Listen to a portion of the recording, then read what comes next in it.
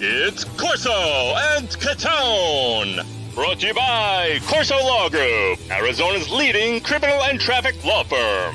Now for the real deal New England feel, Corso and Catone. Welcome into Corso and Catone, the real deal New England feel. I'm Corso. Catone is here. Joe is with us in the booth, and you are watching us on YouTube, listening on iHeartRadio, Apple Podcasts, anywhere you podcast, and of course 790 The Score. Hey, and make sure you give us a call and heated hotline 855-313-PATS, P-A-T-S, message line 24/7. Make sure you have a take. Joe's going to pick one, or you can email us in our mailbag, corso.catone@gmail.com. Got a good one. Hey, in Weekly Rewind, we're going to go back. We're recording on Thursday. Got to tell everybody that. So the game, Jets game, has not happened yet. So we're going to go back on Weekly Rewind, talk a little bit about Seattle to kind of show you some things we want to let you know about the Patriots. And, of course, we're going to hear from one of you in Heated Hotline and Catone's comments. You never want to miss that. And Yankees versus Red Sox with 10 games left. Guys, how we doing? Hey, listen, we're 1-1, Chris. We could be 2-0, so I'm all right. Listen, I'm all right. Should be. We should be. I know you. Oh, I know you're a little feisty today over that game last week. It's Thursday, and you're still feisty. I know you and Joe are pissed because by the time everybody hears this, we got no Jets analysis this weekend, but stick around for next weekend because we will. We will. Don't you worry about it. But we got plenty of other stuff to talk about in the week that was, and we're going to do it in Weekly Rewind. We're going to do it right now. Going back through the week, about a weekly rewind. Okay, Mark. So there are some good points that overall, generally, to talk about this team that we could really pull out of the Seattle game that happened. Yeah. So overall, give me your quick breakdown of that one. They lost. Yeah, well. No. So, Chris, listen. My quick breakdown offensively, I mean, I don't even understand what it is that they're even attempting to do. Okay, I get, they want to run the ball, and they do going to run the ball. Don't get me wrong, Chris. But where are the receivers? Do they have any wide receivers on the roster that they can throw the ball to? So again, very limited, Chris, in what how they're utilizing the wide receivers. They only threw to the wide receivers for 3 receptions. Right? 1 touchdown, but 3 receptions, which in 2024, that's almost impossible. Okay. So the offense has to get better, Chris. And even with all that, they should have won the game. But the offense, Chris, they have to try to put the ball down the field to receivers and get receivers open, Chris. The routes that they're running are so simplistic that I don't even blame them because they're not even running anything that if you look around the league, they're not even running what people are running in 2024, Chris. On the defensive side of the ball, listen, they played okay, and they had a couple of guys get hurt. Bentley went out. He's probably going to be out for the year. And they kept a lot of stuff in front of them. There was, other than the blown coverage on DK Metcalf, which I know you want to get into, they didn't give up any big explosive plays, but Chris, they nickeled and dimed you for Geno Smith to get over 300 yards and have 2 receivers with over 100 yards. That's not good enough, Chris. If your offense scores 20 points, this offense, your defense, if it's a top 5 defense, you're supposed to win the game Sunday. And they didn't. So defensively, they're going to clean things up a little bit, Chris, at least in the passing game. They gave up too many completions and too much yardage. Even though there were really no explosive plays, that's not acceptable on that side of the ball. For me, I said quick. That was quick. It took me a minute and a half. Christ almighty. No, for me, listen, put the offense aside for a second. Defense, I have no problem with the players and how they're playing on defense. Maybe I got a problem with Wilson, some with Tavai. The corner. Wilson. But I got the corner Wilson. But I got a real problem with Covington right now. Okay, I got a real problem with the type of defense the stubbornness to this play calling on defense. because it's So not putting explain that. it's not putting his what do players you in a see? good position because they're blitzing. You know, they're blitzing, and I got to pull the percentages how many times. But most times they're bringing pressure and they're playing man. Okay, and so you know. There were times when they went, and we're going to talk about this in another segment. But my general point is, you know, against the blitz, Seattle was 10 of 12 for 171 yards. Geno Smith and a TD against the blitz, and the last 2 first downs in the overtime were against the blitz. You know, and they're doing it before the half. They're just doing it's too much. It's just too much. They're not disguising it well. So I'm not thrilled with some of the coaching on the defensive end. Period. End of story. So, but let's go to the offense first. Okay, what are you seeing for this team as far as offensively? Like, start with Brissett. Brissett, Chris. So listen, I'm going to give Brissett a pass. Listen, okay. I'm going to give – I guess I don't want to give him a total pass, but I don't think Brissett is playing that badly, Chris. I think Brissett is giving them exactly what they wanted to give them in regards to this offense. This is what they wanted him to do. That's why they brought him in. Van Pelt wanted to run this style offense, Chris, and that's what he's running. I mean, listen – is he missing some plays where guys are open and I think he's hesitating and maybe he's not believing what he sees and he's not getting the ball out quick enough? Yes. Would Drake May get the ball out a little quicker? Probably. However, I don't think he's making bad reads, Chris. He's not forcing the ball into situations that there's going to be interceptions. He's tucking the ball in. He's scrambling. A couple of times he scrambled out, Chris, and made plays to Hunter Henry. So I think, is he's not hurting you, Chris? Is he doing anything flashy? No. But I think this is what Van Pelt wants, and he's executing it. In his defense. Yeah, I mean, he's 15 to 20. It's awful. Yeah, he was 15 to 27 for 150 yards or 49 touchdown. But the key stat I want is he about avoiding sacks, like you say. I mean, he's been fantastic with that. He's been hurried or hit 28 times over the first 2 games. He's only sacked 4 times. Okay. 0 turnovers. So to be hit that many times and to only be sacked 4 times, So to your point, you know, he's doing whatever he can, you know, and that. And Chris, their pass blocking efficiency is 29th in the league. And I don't know what analytically they take into account for that, but they're 29th in the league, Chris, in pass blocking efficiency, which means he has to scramble around and avoid getting, hit. And you know what I mean? QB pressures, 44% of the time he's getting pressured when he drops back to pass. That's second in the league. That's not second in a good way, Chris. That's bad. That's bad. Yeah. And so sticking, I want to talk receivers, but we'll skip that to the next. And we'll go talking about the O-line. Let's talk about it then. 40% of the time he's under pressure, Mark. Yeah. Okay. But here's the thing. He was only blitzed three times against Seattle and only 2 against Cincinnati. That's it. 5. He's faced 5 blitzes coming into tonight's game. He's under pressure. 40. He's only been blitzed 5 times coming into the Jets game. Wow. Okay. And he's faced 40% of the time that he's under pressure. Come on. That's bad. It's the edges. It's the edges. You know, I mean, Owinu had such a bad game. Such a bad game, Mark. Chris, he's not a tackle. He should be a guard. No, you're right. He's not a tackle. He should be. He's playing tackle. He's playing tackle, but he's really not a tackle. In our opinion, the offensive line is what we thought it would be. It's a mess.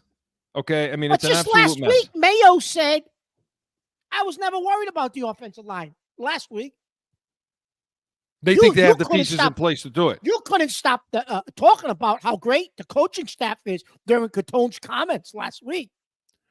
You know what? I'm not even going to start with that. I think you completely lost all reality in that Catone's comments. But anyway, how do you feel now? But I'm ashamed of myself. I want to put a bag over my head. so you're not going to get an argument from me on that. No, but seriously, I don't like to kick you when you're down. You know, I know. I'd be kicking and kicking forever. So I know. No, but again, the offensive line's a sieve right now, and now you got Lowe's going to be out. They're going to try, they're going to try Wallace out there, and But Mark, talking about the wide receivers, okay, and we have some, we got some Pop Douglas audio. I'll give Joe a second to cue that up, but these. Oh, and by the way, Jalen Riga got released, Chris, because he was complaining and moaning as well this week about. And granted, I'm not saying Riga's any good. Jalen Riga sucks. Listen, you're missing my point. I just said he's not any good, but Chris, he's complaining basically about the fact that he as bad as he is, he's better than Thornton and maybe even Osborne. And I think that's what he was getting at. Like, you got guys on the field that absolutely purely are horrible. What are we doing on offense? Well, he was released immediately. There's another guy in the locker room that doesn't seem to be too happy, kind of subtly, and that's Pop Douglas, Joe. Yeah, very, very challenging, but on to the next game. Yeah, Gerard said that he wants to get you guys involved, wide receiver. How does that happen in your mind? We're gonna see him practice. Do you think there's anything you can do to make things happen? Just keep doing what we're doing. I feel like you guys have been good wise, route wise, and everything else. Yeah, we pull up the film. You can tell. But things happen for a reason, and whenever my time ready, I'm going to show them. Mark, that's not a happy camper. Chris, they didn't target him once last week. Not once. And that, of course, was Pop Douglas talking after the Seattle game. Not only didn't they target him, Chris, not only didn't they target him, you couldn't get him the ball in a reverse, something, anything. The wide receivers, were targeted 6 times. No, I'm sorry. No. They were targeted 5 times. They caught 3 passes, because Hooper and Henry are not wide receivers. Yeah. No. Huh. Polk caught a touchdown, and I think Osborne caught 2. Caught 1. Yeah, 2. Yeah, 2 targets. He caught 1. Polk had 3 and caught 2. All right, there we go. So 4. Okay. What NFL team? Meanwhile, Hunter Henry had 12 targets, 8 catches. Okay. I thought Tyquan Thornton had that 65-yard touchdown bomb. He caught that bomb. Yeah. And then he woke up, Then he woke up from his dream, from his nice dream. Mark, listen, in the NFL, you cannot, and I know we want to get to the defense, but you can't win games like this. I mean, you've been saying it for 4, however many years. The middle of the field was wide open. Okay, the middle of the damn field was wide open for crossers, for rub routes. Fine, you want to put a tight end on the field? Rub for Pop Douglas, meaning pick somebody off and let Douglas. I told you there's not too many receivers in the league that 0 to 10 yards off the ball are quicker in getting space than Pop Douglas. I'm utilizing them. And it's not even close. So, and to your point, get the hell, Osborne and Thornton, get them off the field. Get them off the field. They love Osborne, Chris. I get he's a veteran, but I listen, put Douglas, Baker, and Polk on the field, and sometimes go 4 wide and put Butte on the field. Make him active and put the 4 young guys on the field and see what they can do. And you know what? Bring Drake May in and put him in the shotgun. Put Brissett on the sideline. Let him hold the water bottle. Yeah, there you go. There's the mock we know and love right there. And so, again, not getting the wide receivers the ball is an Alex Van Pelt problem. And 2, the receivers aren't getting separation anyway. They're not. Now, he doesn't have a ton of time to throw him the ball, but they're not getting any separation. But Chris, they're not getting separation. You also got to look at the routes that they're running. It's basic stuff. Yeah, it's basic stuff. It is. It is basic. Again, no motion. I didn't see too many over-under routes. Okay.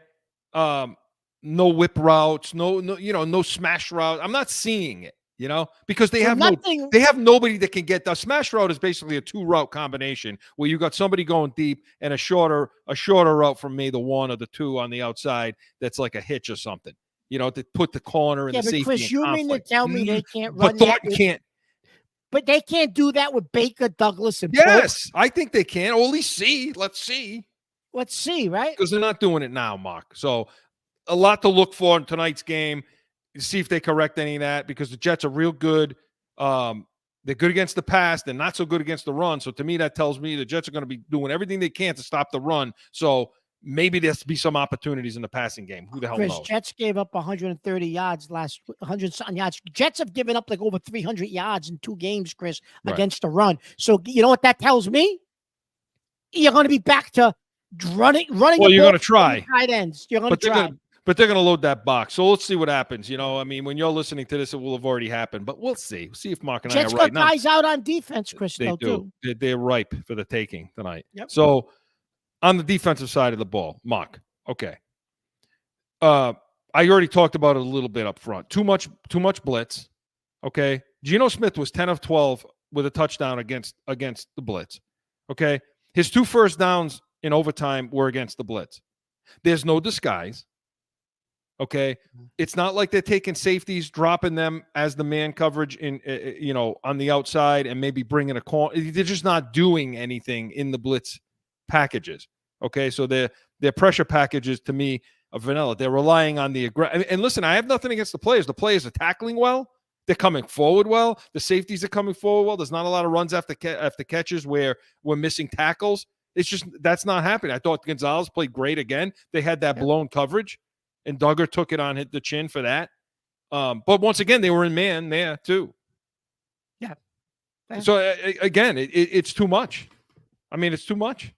I like the aggressive nature of, but either disguise it better, and vary it. Like, drop out, give zero look, drop guys out, play some zone. Clog the middle of the field a little bit. The week before, make it tough. But Chris, the week before against Cincinnati, we gave them credit for disguising what they were doing. Well, it didn't look like they were to me. Week? I don't know. It didn't. I mean, I don't know all the football in the world, and I didn't watch a ton of the coaching tape. But look, all I can tell you is the numbers are the numbers. I mean, Geno Smith had a field day against the blitz, and it wasn't recognized, and they didn't change it, and they didn't do anything.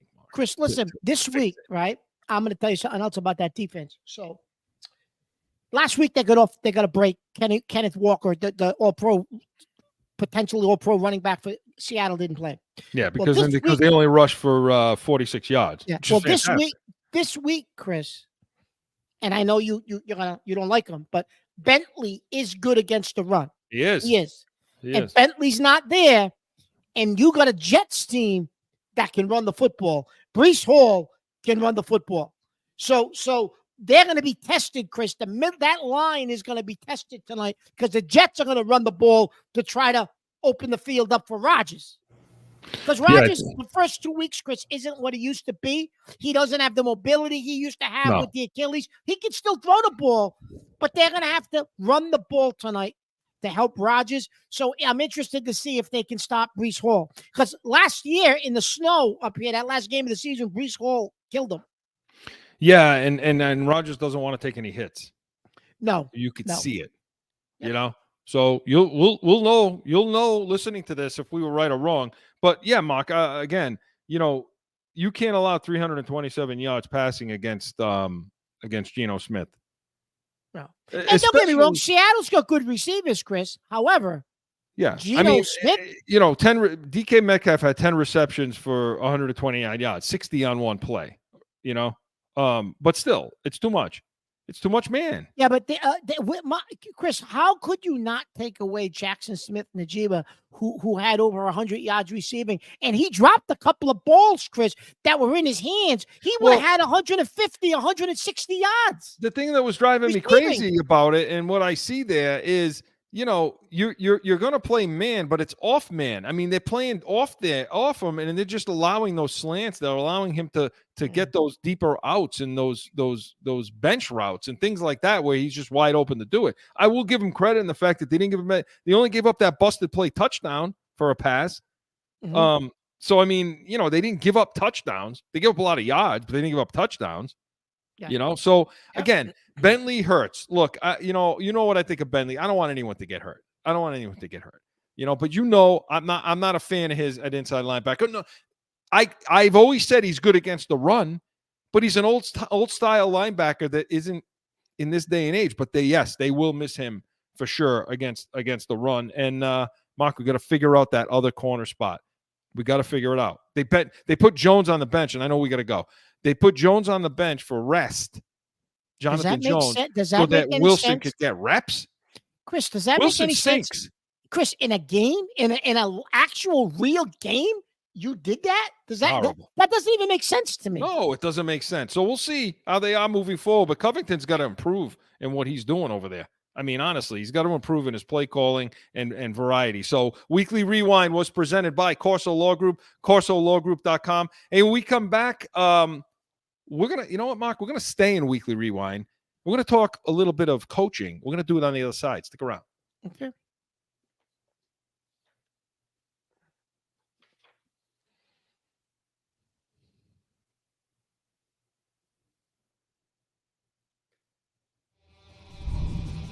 No one ever thinks they will be in need of a criminal or traffic lawyer, but things happen. Corso Law Group is Arizona's leading criminal and traffic law firm. Their 20-plus years experience and attention to detail has helped thousands of people who found themselves in a situation in Arizona. Whether it's a traffic ticket or more serious issue, talk with these expert attorneys. CorsoLawGroup.com. Back in with more Corso and Catone, the real deal, New England feel. All right, we're going to stay in Weekly Rewind a little bit. I want to talk some of this coaching. I mean, we've alluded to some things discussing coaching, but it's interesting because, somebody else had a very good point this week as Joe prepares that audio with Bill. Somebody else had a few thoughts. Oh, look at you, you big smile because you mentioned Bill. Oh, come on. Really? Let's hear it, Joe. Oh, you know what, though? This is really a good job by Atlanta. They went down there and got the field goal, but now they got the ball coming out at the start of the second half. So this could be 2 straight possessions. If they can get on the board and start the second half, touchdown or a field goal, like that's a 6 or a 10-point swing. Philly really isn't going to touch the ball here. I mean, they got it for a few seconds. Looks like I'm sure they'll probably just wrap it up. But it's a good chance for a halftime swing. I think we saw several games this weekend where, that was really a factor. Certainly the New England Seattle game where, Seattle scored right before the half, ultimately took it into overtime. Like that was a big 3 points they picked up there, with some, let's say questionable clock management. But, this is a good opportunity for Atlanta to come back and take the lead in the third quarter. Belichick.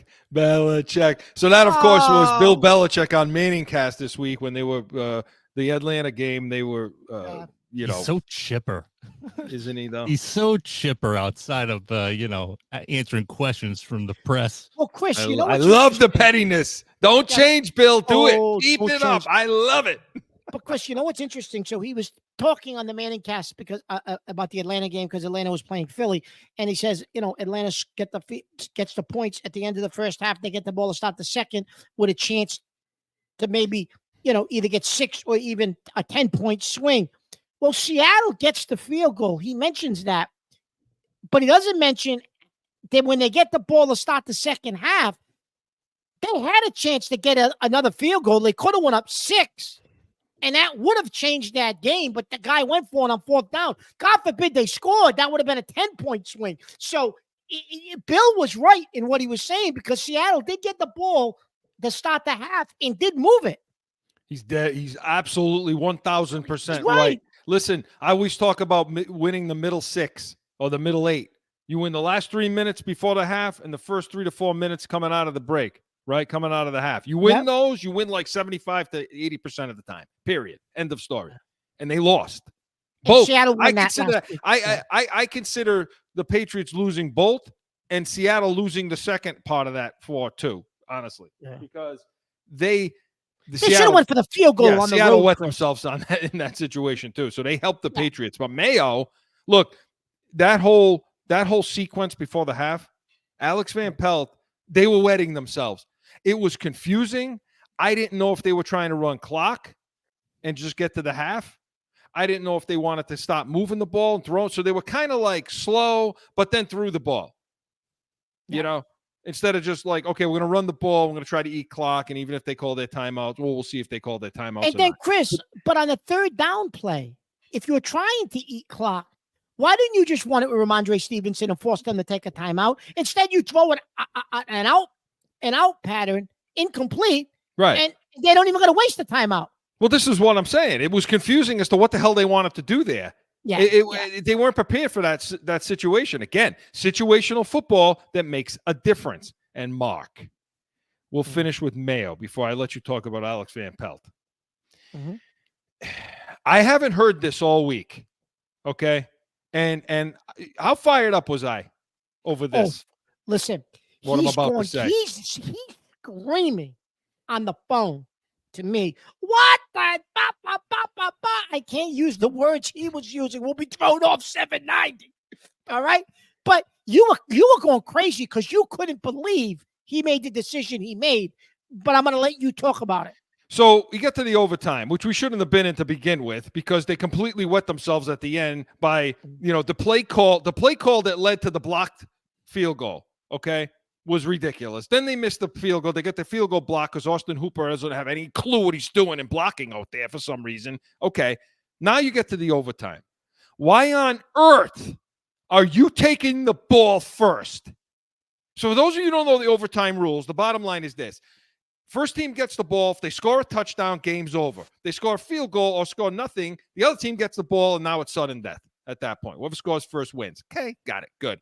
Neither team all day long demonstrated the ability to really drive that field and score a touchdown with any regularity, especially towards the end of the game. Okay? Yeah. It wasn't happening. So you tell me this, Mark. Why on earth would you take the ball when you haven't been able to drive the length of the field all that much and put the ball in the end zone? So maybe you just get a field goal on that first drive, and now Seattle knows what they need to do. They know they only need to get 3 points to either tie or to win the game. So what the hell? Why aren't you putting you in that position? Because Seattle didn't demonstrate that they could drive that field either. So give them the damn ball. Let them either punt or kick a field goal. Now I know what I need, because I'm pretty confident that the Patriots could go 30-30. Okay?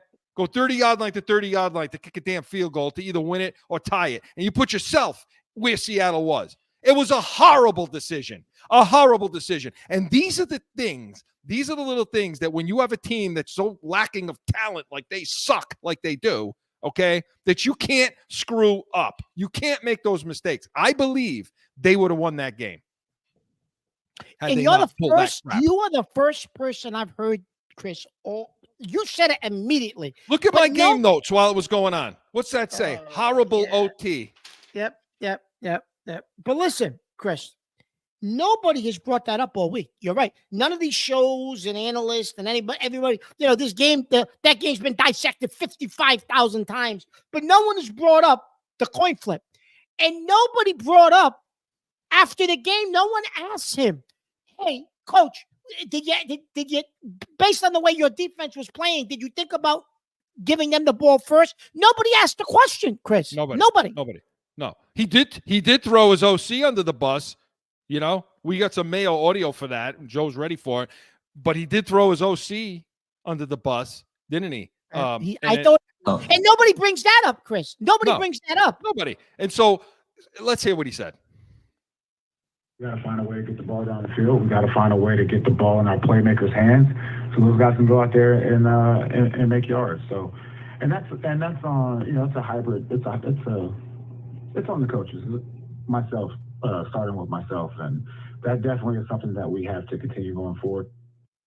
So that's Mayo after the game. So listen, he puts it on himself, but he's putting that on Alex Van Pelt. Mark, with the minute we got left, talk about Van Pelt.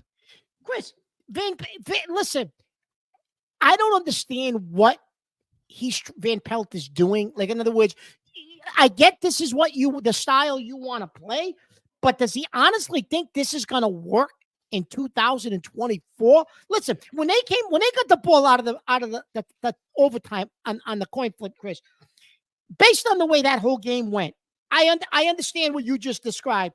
They should have punted. Kicked off and played defense because nobody demonstrated they could put the ball in the end zone the whole game.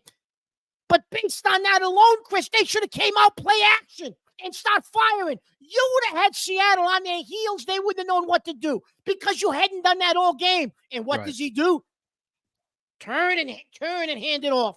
Turn and hand it off. Well, in overtime, Chris, nothing. He did nothing different. If you're going to at least receive, give them a different look. Give them something they haven't seen, so maybe you can spark them to get a touchdown coming out of the OT, to start the OT. Nothing, Chris. His play calling is so vanilla and so basic. It's ridiculous. Totally ridiculous. Yeah, you can only blame the players so much. So, yeah, that's the overall issues with this Patriots team going into this game tonight. And let's see this weekend when you're listening to this, how this plays out. But Weekly Rewind was presented by the Pats Nation, Sundays, 8 to 9 a.m. Eastern. It will be the pregame for the Patriots games on Sunday. You never want to miss that. But when we come back, we're going to hear from one of you in the Nation and Heated Hotline. No flipping.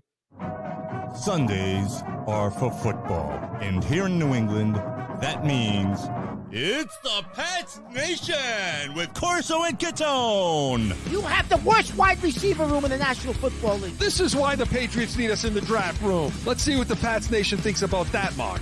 Starting June 30th, Sundays, 8 to 9 a.m. on 790 The Score. Back in with more Corso and Catone, the real deal New England feel. All right, so, Mark, going to hear from somebody in Heated Hotline. Let's do it now, Joe.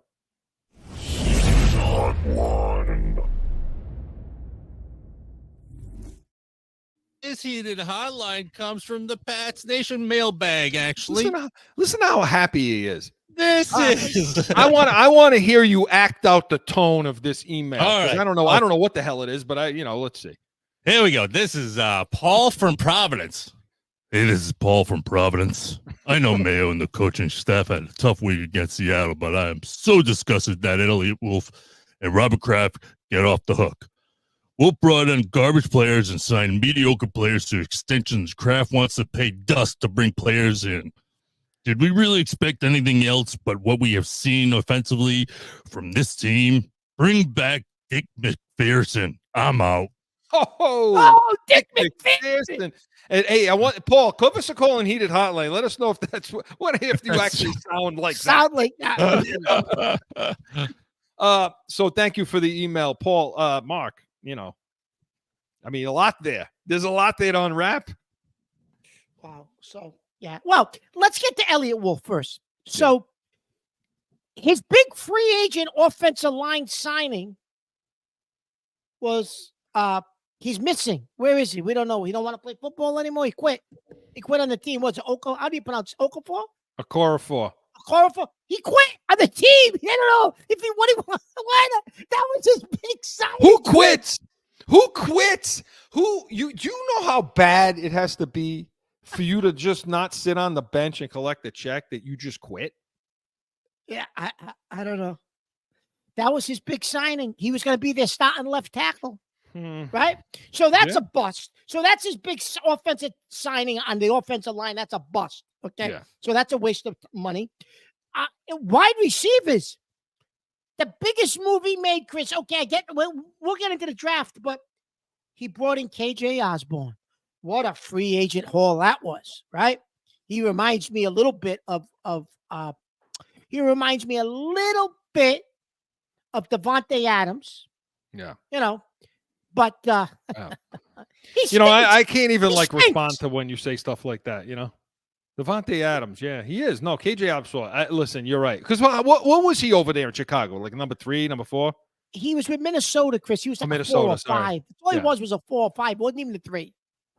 So that's the big pickup. That's just scratching the surface, Chris. And then he signed all these guys from a 5-win team to extensions because they were so good. I don't understand what he thought he was going to get.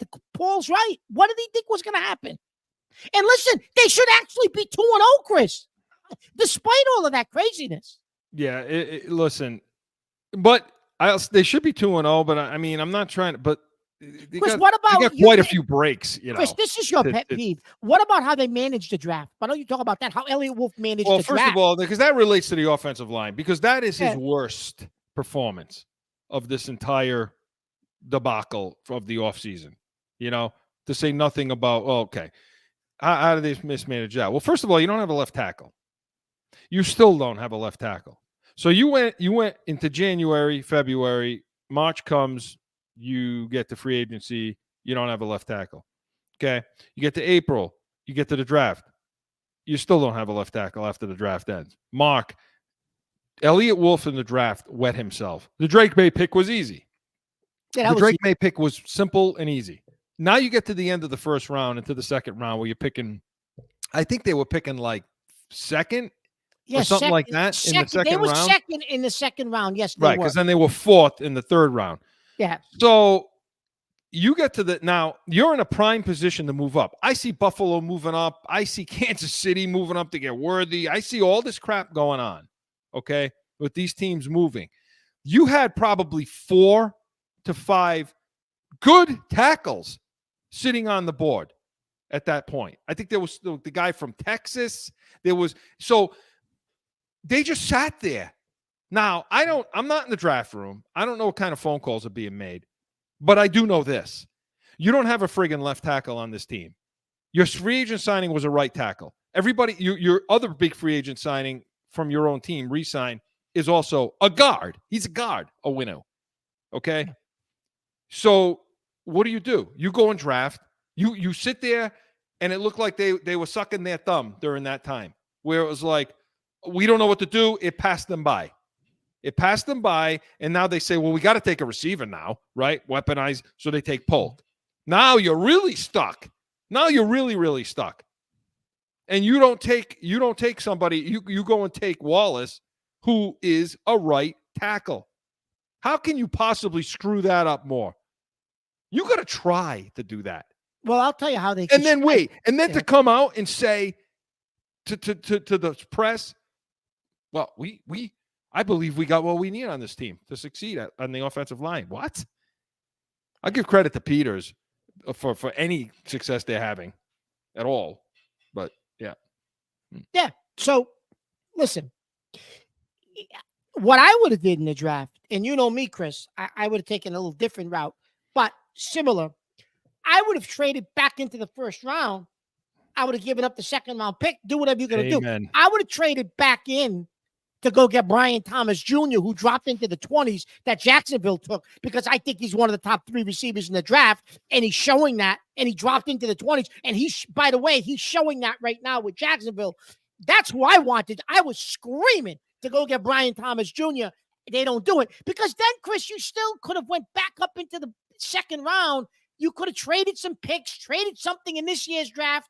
You could have went back into the second round and got a tackle. Yes, you had plenty of picks to do all that, Mark. So, yeah, right. He colossally screwed up. Not to mention the fact that you got a guy like that on the outside that can gain separation. What have I said always about the wide receivers helping with You always said take a corner. You always say take a corner. No, I mean, wide receivers help with pass protection. No, they help because they can get off press, they can get separation, which means the ball comes out quicker. Well, these receivers can't do any of that. We don't have that. So a colossal screw up. And to the last point. And then what about Kraft? Oh. You're saying Kraft don't want to pay dust. So, Chris, taking what you just said, your premise of the wide receivers create separation, and it allows to protect your quarterback from the pass rush. You didn't want to pay for you don't want to overpay for Ridley. You said, oh, his wife didn't want to come north. She wanted to stay down. His wife, his girlfriend, whoever she is. Okay, fine. But if you overpaid a lot of money, he would have told the girlfriend, no, we're going to take the cash, honey. Yeah, you sit in the car. I'm going up there to get the cash, right? Get the suitcases ready, right? So the views of Catone don't know. Representative.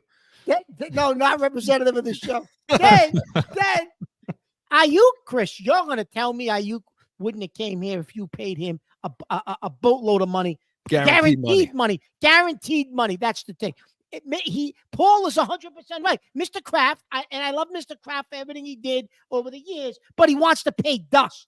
And you can't do that anymore, Chris, to get these receivers. It's never going to happen. No. And I don't even know if it's him anymore so much as his kid.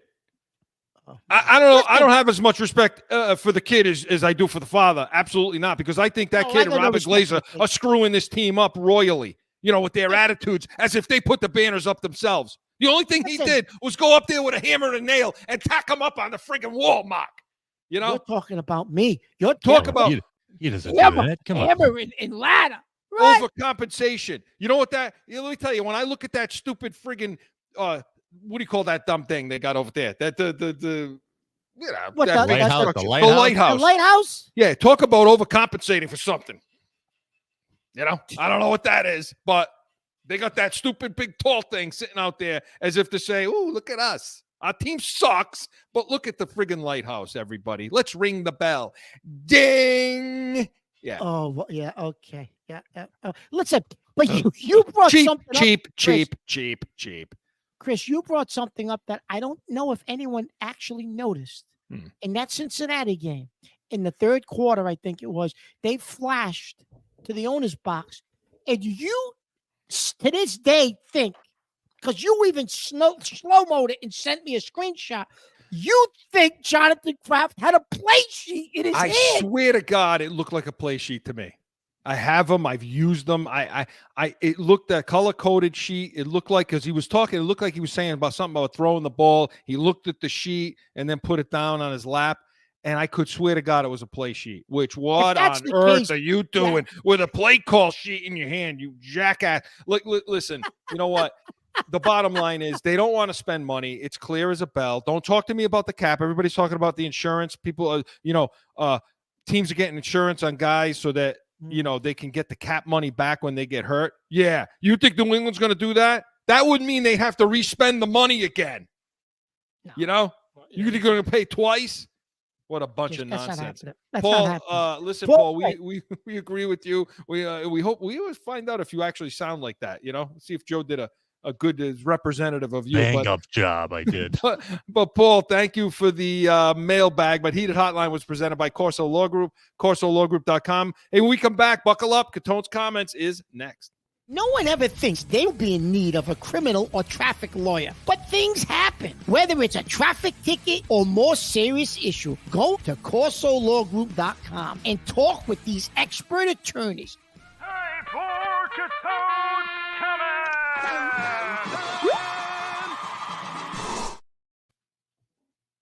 Okay, so listen. This week, and I actually stayed in the house. I'm just going to say it. This has nothing to do with me going to a store, going out, nothing. So Joe and Chris are going to be proud of me this week.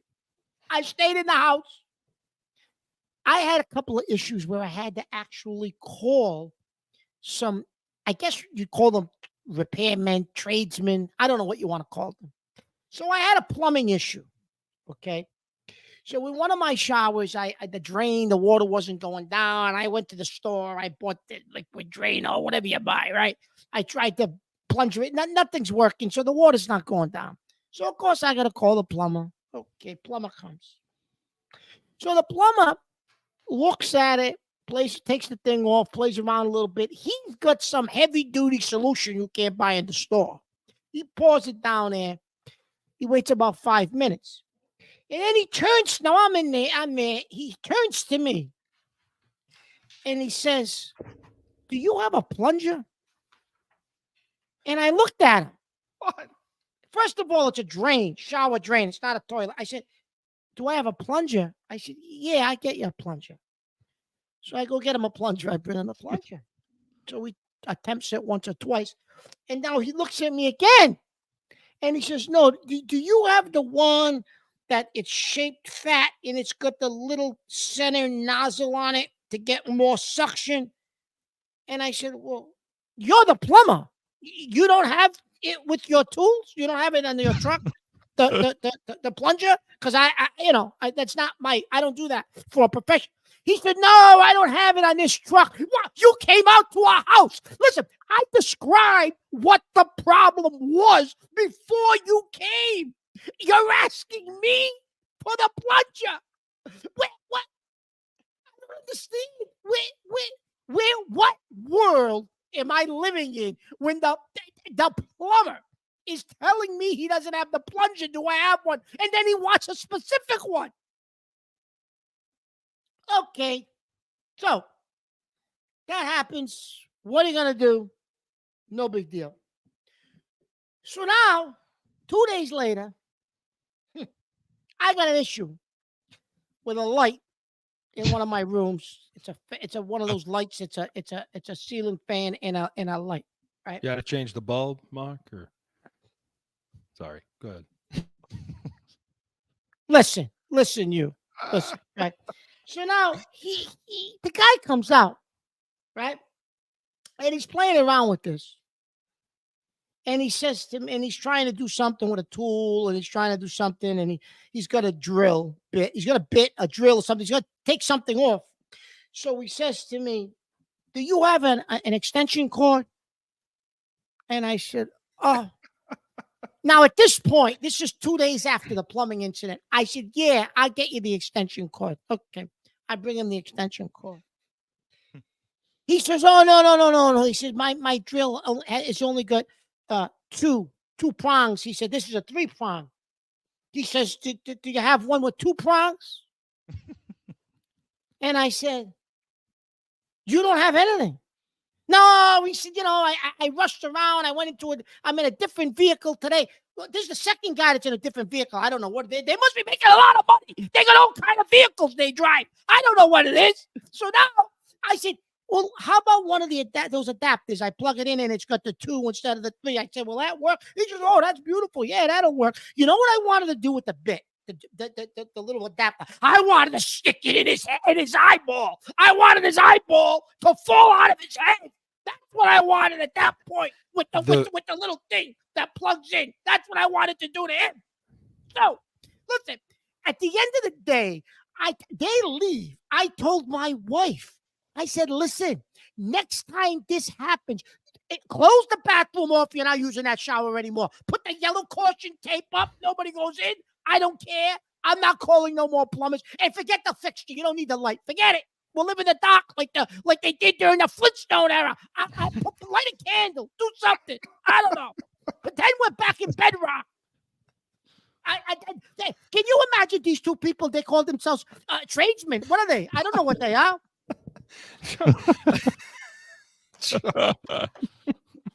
He can't. Poor guy. He can't leave the house. He can't stay home. Stay in the Listen, house. I did not leave the house, and I still got tortured this week. You need to live somewhere in the backwoods of Canada. That's like it. Just up And in I the... apologize. I don't condone violence, but listen. Yes, the views of this maniac Listen. do not represent, not representative. Violent, Mark. You're so angry and listen. So how much was the service call for the plumber? Let's start with that one. Hey, he you don't charged even me- go I think there. He charged me $100 to come out to the house. $95. So you should have asked him.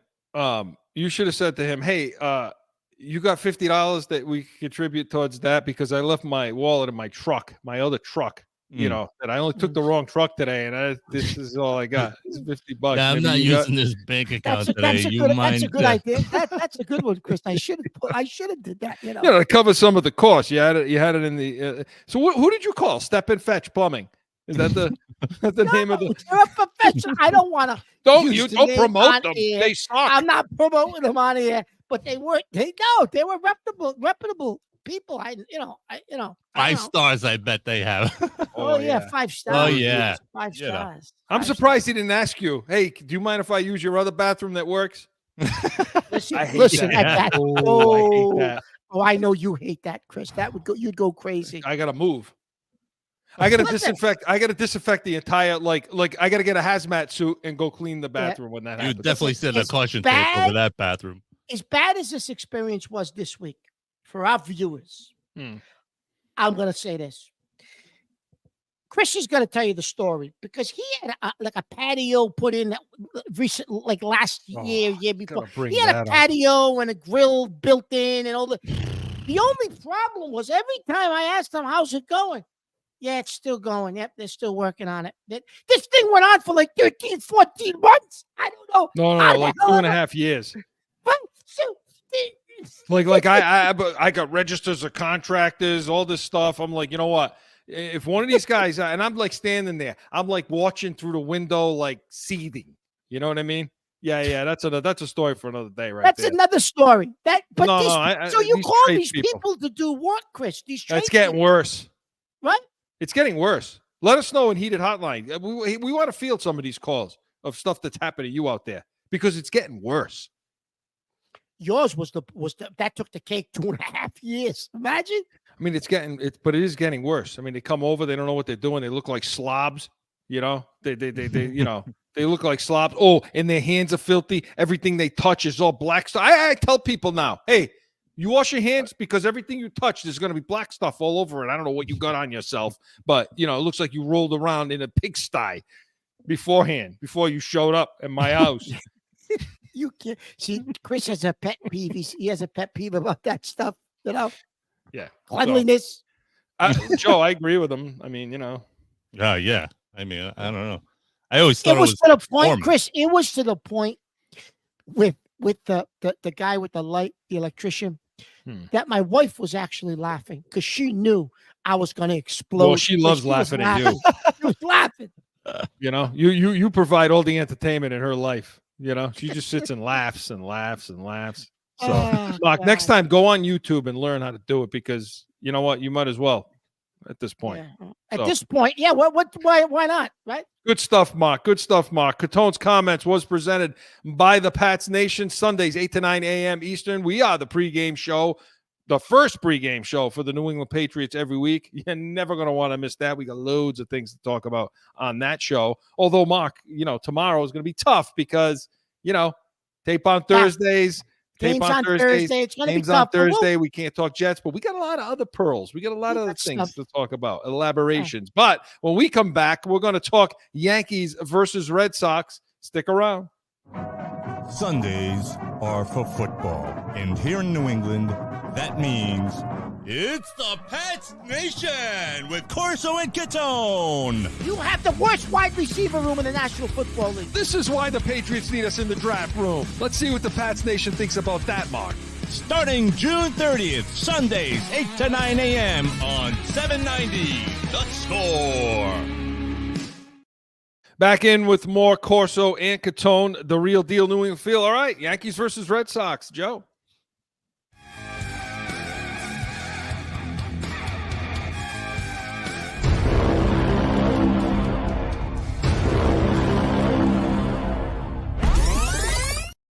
All right, Mark, we get closer and closer, about 10 games out, maybe 8 games out by the time this is on airs for the playoffs. The Yankees made the playoffs, Mark. Yankees are in the playoffs. They're in the playoffs. So step one, check, Mark. Check one, complete. Check one, complete. Now we got to check through the division.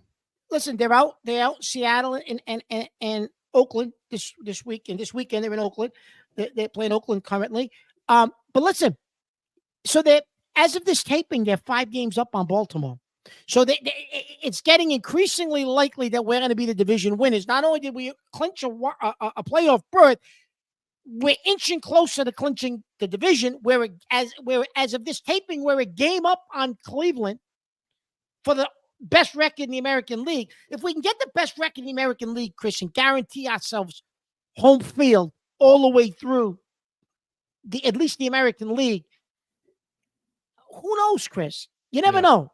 Well, because I don't think anybody's dominant. I'm always afraid of the Astros, but the Astros seem to be struggling right now. They got hot, and now they seem to be cooling off. So, but listen, the bullpen, they've gone away from Holmes. They've been using Weaver in the closing position. No, Holmes has not been closing, Chris. So he made that decision, Boone. I give Boone credit for that. He's not closing him anymore. You can't use him. He woke up with 10 games left in the season. Woo. Yeah, you can't use him. You can't do it. He woke up with 10 games left. So Judge is going to come short of the Triple Crown, but he's put up huge stats, Chris. He's not going to get the average, but he's going to lead the American League in home runs, and he's going to lead the American League in RBIs by far.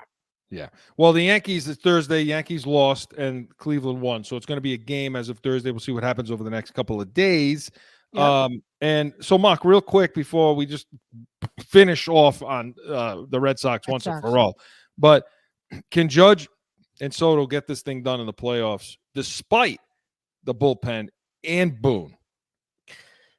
Well, they brought up Jason Dominguez, and I think he's going to be playing in the playoffs more than Verdugo just because he can steal bases. He may not he hit a home run the other night. He may not hit, but if he walks, he'll steal bases for you. You're going to need some help. You're going to need him. You're going to need Stanton. You're going to need Wells to stay hot. The two of them can help you, but Chris, you're going to need help. You're going to need guys like Volpe to get hot again. He's been cold. You're going to need Gleyber Torres. Listen, I'm a little more, I guess, positive towards the Yankees right now. I think they'll get through the opening round at least. You and I thought they were going to get knocked out in the first round 3 weeks ago. I think they'll make it past the opening round, and then we'll see what happens. But, yeah, what about you? Are you any more confident in them? I just don't think you can slug your way to the World Series. No, I don't think you can either, but we're going to see if they can. Oh, we'll see. And then really quick on the Red Sox. Red Sox are done. Listen, we say that. Mathematically, they're not, but they are done. Mathematically, they're not. Three to 4 games. They're still sitting in that 3 to 4 game spot, Mark. Yeah, but they're chasing a bunch of teams, Chris. If you were chasing one team, maybe. Yeah. I mean, if they, yeah. So, look, here's the thing, okay? And Chris, by the way, they're going to finish right where. Listen, they're 500. You didn't even have to watch the season. Chris and I told you back in March they're a 500 baseball team. We made our predictions, and we said at best 2 games above 500. I don't know why the Red Sox fans watch the games. You and I predicted the season. Fast forward to the end. Who's to blame? I think ownership doesn't want to spend any money, Chris, and I think the front office is like at the trade deadline. You could have did more, Chris, at the trade deadline. You got all these young talent in the minor leagues. You can't use all these guys. You got duplicates and triplets at certain positions. You couldn't have traded some of those assets to bring players in to help you now.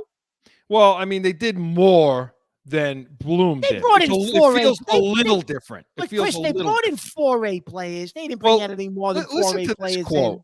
Because I need you to make sense of this quote. I know the quote you're going to This mention. is from Greg Breeslow, okay? All right. We'll talk about Corey's quote. On the season. Excited about the future. This one. The narrative of a season is dictated by a lot of timing. We have been poor clusterers or sequencers of performance. Well, what the hell in this is political season, we've been hearing a lot about word salads, and this is one. right. What the heck was that? What does that mean? I don't know what that means. Clusterers, pork clusterers, or sequencers? Listen, you're the lawyer. You're supposed to decipher things like that, not me. But they couldn't show timing. They didn't cluster enough wins together in a row, or have good sequences, or go from you know what? You want to translate to that? The owner sucks. Won't give me any money to spend. I did the best I could. What do you want from me? And my manager did the best he could with what we put on the field. But I'm going to say this, Chris, Cora could have done better at the end. He could have done better. I am going to say this, Chris. Cora, the last few seasons, Chris, and I get the talent's not there, but he puts a team together. They hang, but they always fade. Now, is that because of him? Or is it just because eventually you run out of gas and luck because you don't have enough talent and enough horses to bring you home in the stretch? I don't know. Well, you can't keep giving them props if it's the same. If it's the same result every year, he's gonna have to face some criticism, Chris. Some point, I guess. Yeah. So. Yep. Yeah, Mark. So for all purposes. Okay, I'm gonna criticize him. Let's blame Cora. So for all purposes, this team is done. Now we're going to be focusing probably most likely on just Yankees moving forward. Yeah. So stick around for that. But Corso and Catone was presented by the Pats Nation Sundays, 8 to 9 a.m. Eastern. Patriots first pregame show. Stick around. You got all kinds of pearls, analysis, everything like that. Hey, next week we're going to have our pregame for the San Francisco game, that trip out there. Joe's excited about that. He is excited about that. And come back next week, noon to 1 Eastern. We'll recap that a little bit of that Jets game. Anything you bring to the table, we will be ready. We are Corso and Catone, the real deal, New England Feel. See you next Saturday. Now find Corso and Catone on AM 790, The Score, iHeartRadio, iTunes, wherever you podcast. Or subscribe to the YouTube channel and catch the chaos every Saturday at noon.